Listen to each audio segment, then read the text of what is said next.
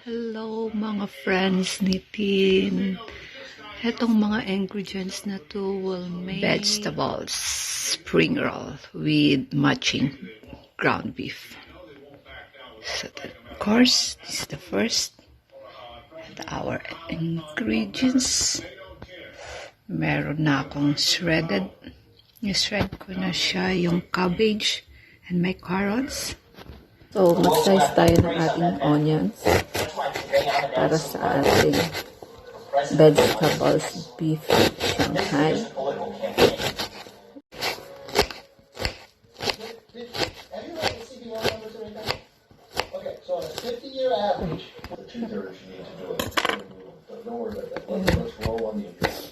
Para very small.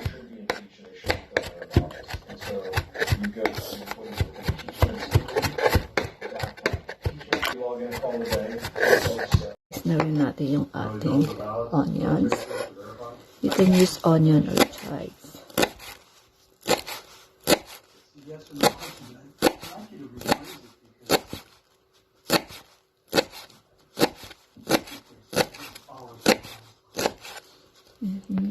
So, ayan na siya. Na-slice na natin yung ating onion, green onion. Or you can have a parsley, pressed parsley. You can. So, yun na yung ating garlic at saka onion. And lalagay natin yung green onion. Natin sila. Okay. So, that is green onions and then white onions and garlic. So, I want to put a little salt. Yep. May salt na siya. Then, lalagay natin ng calling paminta, pepper. Yep. Meron akong parsley kasi no fresh parsley. I will put a little parsley. Yep. Mix natin together. Yep. Put a little salt and little garlic because I have a garlic powder. So, we'll put a little, okay. To add more. Meron tayong shredded na carrots and cabbage. I-mix natin dito sa ating onions.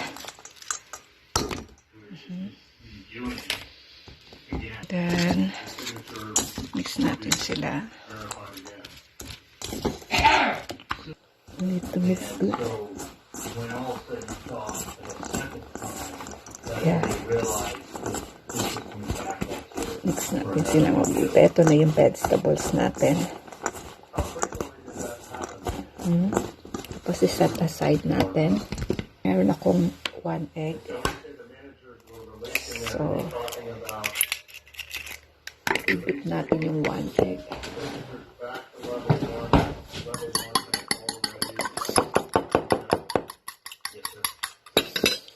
Set aside yung ground beef. Remember kanina meron akong potato. Ito na yung binoil ko siya. Mamash ko siya doon later sa atin. Ito yung isang egg. So, all I do is lalagay natin ngayon ang ating ground beef dito sa ating vegetables. And then, ilalagay natin yung ating potato. Yeah. Then, mix natin sila. So, mix natin sila. Yung ating vegetables, potato. Ilalagay natin yung ating egg. Yung ating egg.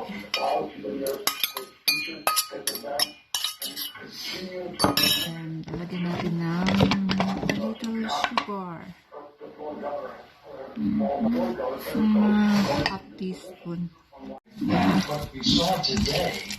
Vegetables. Naglagay ako ng potato. Kaya paano yung pampalambot, yung parang soft siya. Hindi yung iba kapag ano ka ng lumpia, something kapag kinain mo na may beef, para siyang dry. Ito kasi, instead, wala kang optional to. Pero kapag wala kang singkamas, you can put potato para lumambot yung inyong. That is my secret. Lagyan nyo ng potato yung inyong spring roll, vegetable spring roll. Mix lang na mix. Last is 1 teaspoon of soy sauce. 1 teaspoon lang tayo kasi meron na tayo kaninang salt.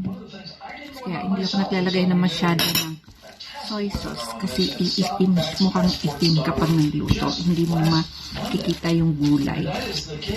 Tapos, kaya hindi masyado maliit yung mga gulay ko. Dahil na like na potato, para kapag kinain lang, something like na parang crunchy sa loob. Right? Is it? Ito yung ating vegetables. Yung ating vegetables.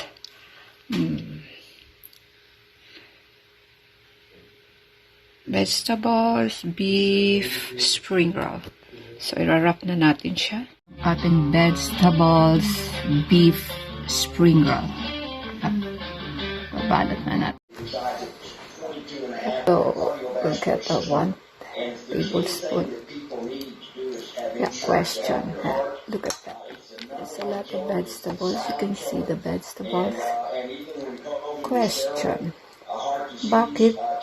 Why you don't cook the beef before you mix? Dahil buo-buo siya kapag you don't need to cook, and yung the same time yung bukas. Yeah. 1 tablespoon is enough. Yep.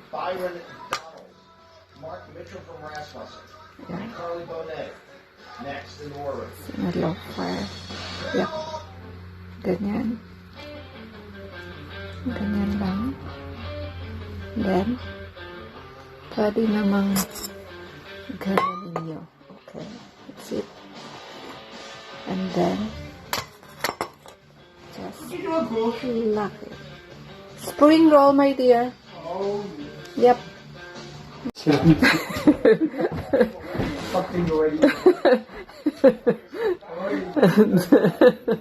My husband saying something. Don't say bad words, eh? Okay. So, are you talking to yourself? Good evening, John. And as you indicated, no rest for the weary, as we were all on top of the news this weekend, back in the saddle for another start to the weekend. Yung halaga lang doon is yung potato na niluto niya. Spectacular, I have to say. Kasi mas matagal yung potato. Dahil yung beef, ground beef naman siya, at saka yung vegetable is red na para crunchy siya ng konti. Yung beef, maluluto lang yan sa clip kasi you will cook naman sa oil. Question, bakit hindi nyo niluto yung gulay, yung vegetable, at saka yung ground beef?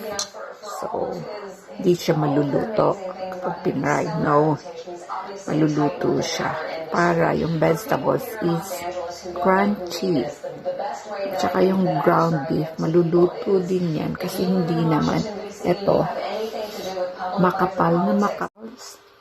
1 egg.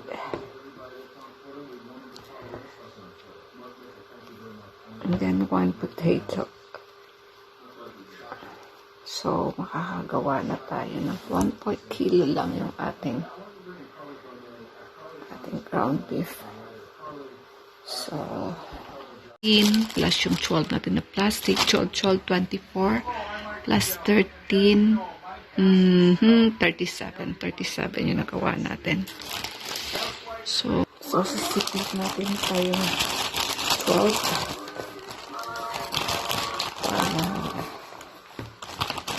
2, 4, 5, 6, 7, 8, 9, 10, 11, 12. Sa ating plastic. Count natin kung ilan yung ating nagawa. Pwede natin sa ating fridge. At everyday, kung gusto nyo, kung kailan nyo lutuin, basta ilagay lang nyo sa freezer. Tatagal siya. Easy. Ganun ako kapag nilagay ko sa fridge. Count natin. 2, 4, 6, 8, 10, 12. 1 dozen. 12 siya. Tapos i-ziplock natin. Lagay natin sa dinner namin. This is the vegetables beef spring rolls na malambot, soft. Guarantee, guys. This is soft. So, nakagawa tayo ng 37 spring rolls. Vegetables beef spring rolls. So, 1/4 na beef, ground beef, and the rest is the vegetables. So, masarap. You can do business, then guarantee malambot siya. Soft and delicious. Promise.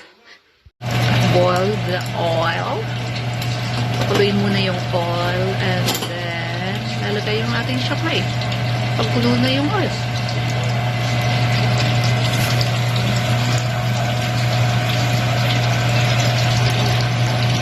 Kailangan kulong-kulo yung oil before you put your Shanghai to fry it. You need to boil the oil first and then put your Shanghai and then make it meat. We're cooking now our vegetables Shanghai beef. Mga 3 minutes to cook. Ngayon, and then cook na siya. Kasi medium fire lang siya. So, 3 minutes para crunchy. And then, para yung ating beef is luto sa loob. Tsaka hindi siya sunog. Brown lang siya. Kaya kapag lutang na siya, yung oil nasa ibabaw na siya, yung bakasan, lutong-luto na yun. Para hindi siya oily, patayin mo siya. That's my tip. Yep. I will put some chili sauce. So, bago mag-decorate ako, no? So, like that. The spring roll. Yeah. Spring roll.